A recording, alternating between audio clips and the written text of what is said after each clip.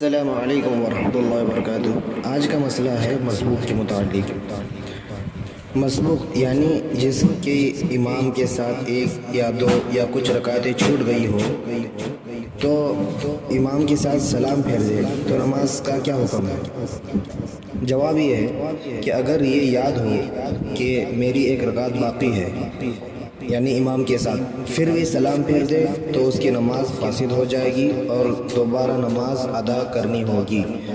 और अगर ये ख्याल न रहा हो बल्कि भूल कर सलाम फेर दे जैसा कि आम तौर पर होता है तो छूटी हुई रकात पूरी करे, लेकिन उस पर सजदे सहव वाजिब होगा। अगर आखिर में सजदे सहव नहीं किया तो नमाज फासिद होगी, दोबारा पढ़ना होगा।